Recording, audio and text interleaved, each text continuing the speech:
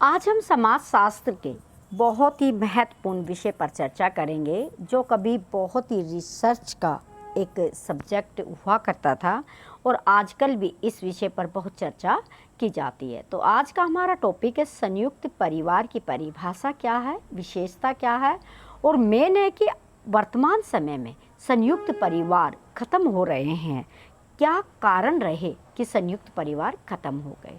तो देखिए, सबसे पहले बड़ा प्रश्न आता है, चाहे कोई भी क्लास होती है, चाहे बच्चे पीजी लेवल के होते हैं, चाहे ग्रेजुएशन लेवल के होते हैं, चाहे वो +2 में पढ़ते हैं।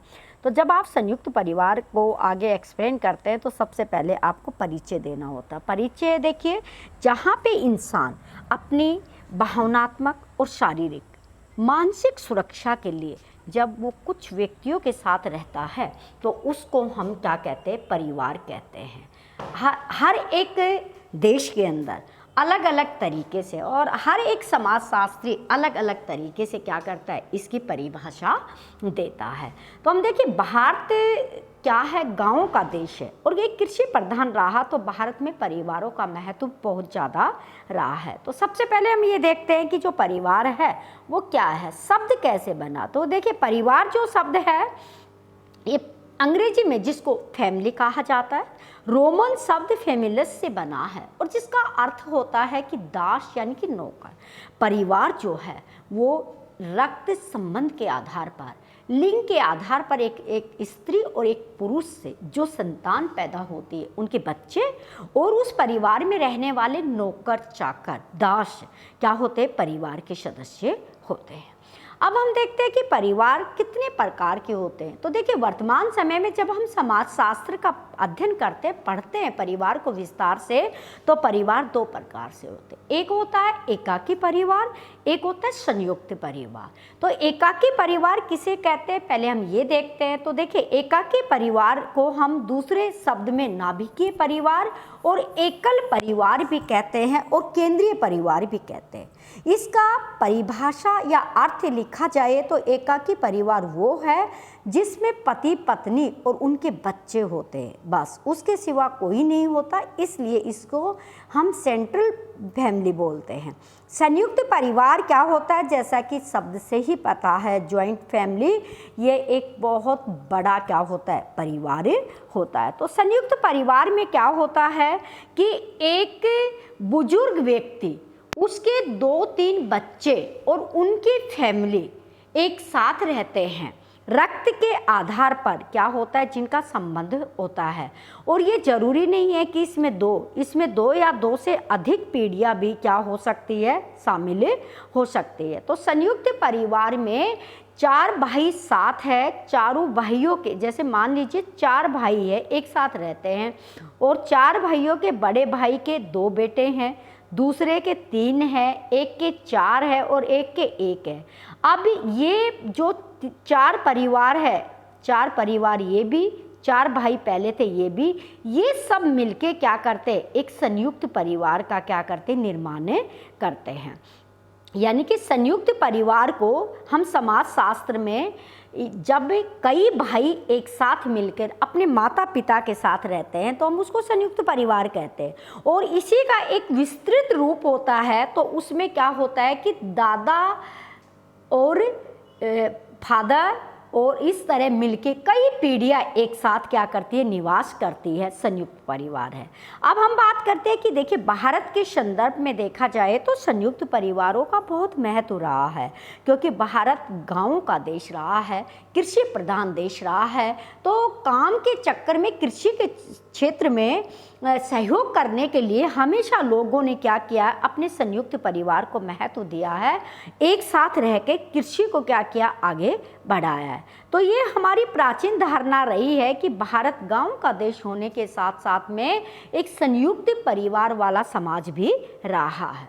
अब हम देखते हैं कि जहाँ संयुक्त परिवार है उनकी विशेषताएं क्या होती है। संयुक्त परिवारों की विशेषता, सबसे पहली विशेषता संयुक्त परिवार की है बड़ा आकार। तो देखिए संयुक्त परिवार में ये नहीं है कि 2 व्यक्ति है, 3 व्यक्ति है, 4 व्यक्ति है, यहाँ पे आपको 10, 20, 30, 50 यानी कि 100 व्यक्तियों तक के परिवार भी प्राचीन समय में देखने को मिल जाते थे। बहुत बड़ा परिवार होता है, विस्तृत परिवार होता है, दादा दादी, चाचा चाची, ताऊ ताई, और यहाँ तक कि अगर दादा दादी है तो दूसरे दादा, तीसरे दादा और उनके भी बच्चों के साथ एक तरह से विस्तृत परिवार होता था। इस तरीके से हम कहते हैं कि भारत में इस परिवारों के नज़ारे देखने को मिलते थे। आज भी अगर हम किसी गांव में, रिमोट एरिया में चले जाए तो वहाँ पर कुछ संयुक्त परिवारों की धारणाएं देखने को मिलती है, वरना संयुक्त परिवार हमारे समाज से क्या हो गए हैं, विलुप्त हो गए हैं। संयुक्त परिवार में एक होती है संयुक्त संपत्ति। संयुक्त संपत्ति क्या है? प्राचीन समय में लोगों के पास संपत्ति के नाम पर क्या हुआ करता था? संपत्ति के नाम पर एक तो होती थी जमीन होती थी लोगों के पास, एक लोगों के पास होते थे घर होते थे, ठीक है, और औरतों के पास शादी में जो भी गोल्ड या सिल्वर के ऑर्नामेंट्स उनको गिफ्ट किए जाते थे वो भी क्या होती थी, साझी प्रॉपर्टी होती थी। तो जो भी संपत्ति होती थी उस पे किसी एक व्यक्ति का हक नहीं था, चाहे कोई सर्विस कर रहा है, चाहे खेत में ज़्यादा काम कर रहा है, चाहे कम काम कर रहा है, चाहे परिवार में पशुधन रख रहा है, लेकिन काम करने वाले और न करने वाले के लिए जो संपत्ति होती थी वो बराबर की सबकी साझा संपत्ति होती थी, किसी एक व्यक्ति के नाम नहीं होती थी। और परिवार का जो मुखिया होता था, बड़ा व्यक्ति होता था, वही उसको क्या करता था, कंट्रोल करता था, प्रबंध करता था, चाबी अपने पास रखते थे, क्योंकि बैंकों की इतनी व्यवस्था नहीं होती थी, जो कुछ होता था उन लोगों के पास ही हुआ करता था। सहयोग की भावना, आप देखिए सहयोग की भावना क्या होती है? जब बच्चे छोटे होते हैं तो बच्चों को पालने के लिए परिवार के सभी सदस्य, माता पिता जो है, जब उनकी जिम्मेदारी नहीं होती थी, पूरे परिवार के सदस्यों को, बच्चों को पालने की जिम्मेदारी होती थी। बुजुर्ग व्यक्तियों के लिए सभी को क्या करना होता था, सहयोग करना होता था। और जो अगर परिवार में कोई व्यक्ति अपाहिज है, विकलांग है, दिव्यांग है, तो उनकी सहायता के लिए सब व्यक्ति तत्पर खड़े होते थे, यानी कि एक का दुख होता था वो सबका दुख होता था। यहाँ पे ऐसा नहीं था, लेकिन आजकल ये भावनाएं क्या हो रही है, ख़त्म हो रही है। संयुक्त रसोई, आप परिवार में चाहे कितने भी व्यक्ति होते, 50 व्यक्ति, 60, 70 जो भी होंगे, उन सब की खाना बनाने के लिए एक ही चूल्हे पर खाना बनेगा, एक साथ सब बैठ के खाना खाएंगे, सबको एक जैसा क्या मिलेगा, भोजन मिलेगा, और जो परिवार का नियम है उसी के अनुसार क्या खाने की व्यवस्था की जाती थी। सब लोग मिलजुल कर क्या करते थे, खाना की व्यवस्था करते थे। अब संयुक्त निवास स्थान, अब देखिए आजकल क्या होता है, अगर किसी की शादी होती है तो बच्चों को अलग रूम चाहिए होता है, बच्चों को अलग फ्लैट चाहिए होता है, लेकिन संयुक्त परिवारों में क्या होता था कि एक ही निवास स्थान साझा होता था, बीच में चौक, चारों तरफ कमरे, और उसी के अंदर सब व्यक्ति मिलजुल कर रहते थे। जरूरी नहीं है ये उसका है, ये उसका। तो इस तरीके से क्या होता है कि लोगों के अंदर प्रेम था। एक घर होता था, सब अलग अलग नहीं होता था, वो घर सभी का घर हुआ करता था। संस्कृति की निरंतरता, अब देखिए संयुक्त परिवारों के अंदर एक जो परिवार की संस्कृति बन जाती थी वो लगातार कई पीढ़ियों तक चलती रहती थी, उसकी कोई अवहेलना नहीं करते थे। संयुक्त परिवार की संस्कृति को जिंदा रखा जाता था, उसको कायम रखा जाता था। तो इस तरह संयुक्त परिवार हमारे देश की धरोहर रही हुई है, और ग्रामीण क्षेत्र में संयुक्त परिवार लंबे समय तक क्या रहे हैं, संचालित होते रहे हैं। लेकिन बड़े दुख की बात है कि वर्तमान समय में संयुक्त परिवारों का महत्व क्या हो गया, खत्म हो गया है। परिवारों के विघटन के कारण पर चर्चा करते हैं तो देखते हैं कि वर्तमान समय में परिवारों का विघटन कैसे हुआ। एक पहला कारण कि पश्चिम का प्रभाव, यानी कि विदेशी संस्कृति का प्रभाव हमारे बच्चों पे पड़ा। उन्होंने एकांत का जीवन जीना कहा, शहरों का जीवन जीना चाहा, आर्टिफिशियल जीवन में विश्वास रखा, तो सब अपने अपने परिवारों को छोड़कर एकल परिवारों में चले गए। दूसरा, पैसों को महत्व लोग बाग आजकल ज़्यादा देने लगे गए। हर एक व्यक्ति अपने अपने पैसे का खुद प्रबंध करता है, मैनेजमेंट करता है। जो कमाता है वो अपने पास रहता है, अपने पे खर्च करता है, दूसरों पे खर्च नहीं करता है। तो यानी कि परिवार से ज़्यादा महत्व किसका हो गया? पैसों का हो गया, जिसकी वजह से क्या हुआ है, संयुक्त परिवारों में धीरे धीरे दरारें आ गई और संयुक्त परिवार छिन्न भिन्न हो गए। औद्योगिकरण की जब से शुरुआत हुई है तो लोगों ने खेतों में काम करना बंद करके नौकरियों की तलाश में उद्योगों में जाना क्या कर दिया? शुरू कर दिया। और वहां जाने के बाद अपने बच्चों को, अपनी पत्नी को ले जाते, वहीं पे मकान बना लेते, वहीं पर रहते, किराए पे रहते। तो परिवार से धीरे धीरे लोगों का लगाव औद्योगिकरण की वजह से भी कम हो गया। जब औद्योगिकरण नहीं था तो लोगों की आत्मनिर्भरता, जीविका का साधन सिर्फ कृषि होती थी, मजबूरी होती थी कि वो गाँव से दूर नहीं जाते थे। लेकिन अब गाँव से दूर जाने का बहाना हो जाता है, लोगों की जेब में पैसे आ जाते हैं और पश्चिमी संस्कृति की चकाचौंध में वो लोग क्या करते हैं? अपने परिवार से दूर चले जाते हैं। सामाजिक गतिशीलता, अब देखिए समाज में भी मोबिलाइजेशन बहुत हुआ है। पहले समाज के हर नियम, हर चीज़ें क्या होती थी? स्थिर होती थी। आज वो बहुत फ्लेक्सिबल हो गई है, बहुत परिवर्तनशील हो गई है, क्योंकि हम अपने रीति रिवाजों में परिवर्तन कर लेते हैं, खान पान में परिवर्तन कर लिया, रहन सहन में परिवर्तन कर लिया। यानी कि जो हमारी प्राचीन चीज़ें थी उन सबको हमने ऐसे बदल दिया जैसे कि शरीर के वस्त्रों को बदला जाता है। हमने अपनी आत्मा को भी इतना परिवर्तित कर दिया, क्योंकि पुरानी चीज़ों से लगाव लोगों का धीरे धीरे कम हो गया। लोग बाग प्रकृति से दूर चले गए। जो कुछ नया मिला उसी को क्या कर लिया? उन्होंने अपने लिए बहुत अच्छा मान लिया, जिसकी वजह से सामाजिक गतिशीलता की वजह से परिवारों में जो संयुक्त परिवार की प्रथा थी वो धीरे धीरे खत्म हो गई और लोगों में एकल परिवार की तरफ रुझान बढ़ गया।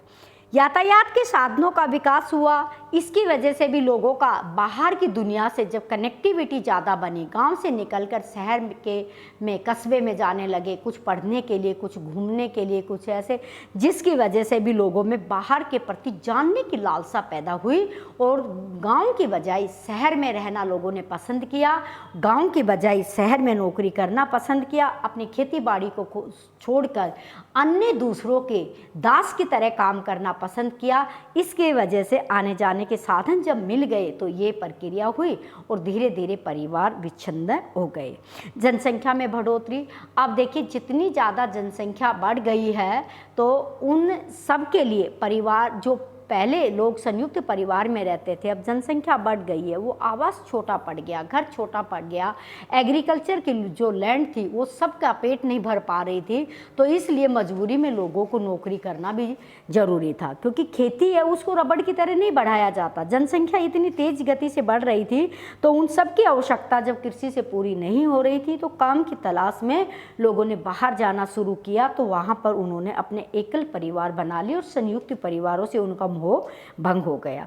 शहरीकरण और आवास की समस्या है, जिसकी वजह से भी क्या हुआ है कि संयुक्त परिवार खत्म हुआ है, क्योंकि जैसे ही नगरीकरण हुआ है, शहरीकरण बढ़ा है और गांव में आवास की कमी हुई है तो लोगों ने मल्टी बिल्डिंग यानी कि मल्टी स्टोरीज में रहना शुरू कर दिया, फ्लैट सिस्टम में रहना शुरू कर दिया, जिसकी वजह से उनका गांवों से मोहभंग हो गया। स्वतंत्रता और समानता के आदर्श, अब देखिएगा हर एक व्यक्ति पैदा होता है, थोड़ी समझ आती है, उसके बाद हर एक व्यक्ति फ्रीडम चाहता है, समानता चाहता है और संयुक्त परिवारों में सहयोग के माध्यम से, त्याग के माध्यम से, तपस्या से माध्यम से परिवारों को चलाना पड़ता था।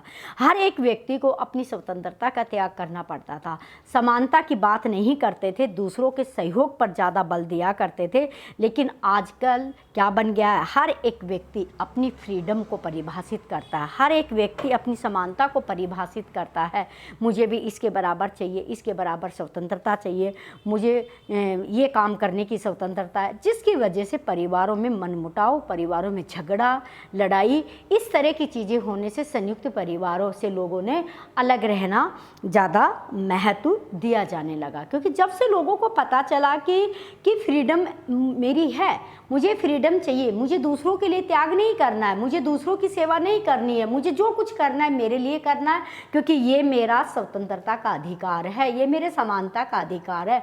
इस समझ ने भी लोगों को संयुक्त परिवार को तोड़ने में बहुत ज़्यादा मदद दी है। और लोग बाग क्या हो गए, अपने एक स्थान से अपने जो पेरेंटल है उसको छोड़कर वो उस स्थान पर चले गए कि जहाँ पर उनका किसी भी तरीके से संयुक्त परिवार से कोई लेना देना नहीं है। निष्कर्ष में हम लिखेंगे कि संयुक्त परिवार भारतीय समाज के अंदर एक बहुत ही गौरवशाली परंपरा रही थी। यानी कि व्यक्ति तनाव से मुक्त रहता था संयुक्त परिवार में, चिंता से मुक्त रहता था संयुक्त परिवार में, बच्चे पालने की उनको कोई समस्या नहीं थी। और जितने परिवार के बड़े बुजुर्ग सदस्य रहते थे तो हर एक व्यक्ति यानी कि अपने जीवन को बड़े बिंदास से जीता था, किसी तरह का कोई बर्डन नहीं होता था। लेकिन बड़े दुख की बात है कि भारतीय समाज से संयुक्त परिवार ख़त्म हो चुके हैं। और जैसे ही संयुक्त परिवार भारतीय समाज से ख़त्म हुए हैं तो समाज के अंदर बहुत सारी ऐसी घटनाएं सामने आ गई है जिसके बारे में हम विचार करें, जो एकल परिवारों की वजह से हो रही है। पति पत्नी में तलाक के झगड़े ज़्यादा हो रहे हैं, तलाक ज़्यादा हो रहे हैं, बच्चों की सुरक्षा का मामला है, ये सब संयुक्त परिवार में बहुत ज़्यादा सुरक्षित थे लेकिन एकल परिवारों में सुरक्षित नहीं है। आजकल संयुक्त परिवार इतिहास के पन्नों में हो गया है। आज आने वाली पीढ़ियों को संयुक्त परिवार सिर्फ हम महसूस नहीं करवा सकते, सिर्फ हम क्या कर सकते हैं, उनको पढ़ा ही सकते हैं, उनको इतिहास में हम ये पढ़ा सकते हैं। लेकिन ये बहुत ही गौरवशाली बात हुआ करती थी जब देश के अंदर संयुक्त परिवार क्या थे, चल रहे थे। ये जानकारी, ये वीडियो अगर आपको पसंद आती है तो आप चैनल को सब्सक्राइब कीजिएगा, वीडियो को लाइक कीजिएगा, शेयर कीजिएगा। Thanks for watching.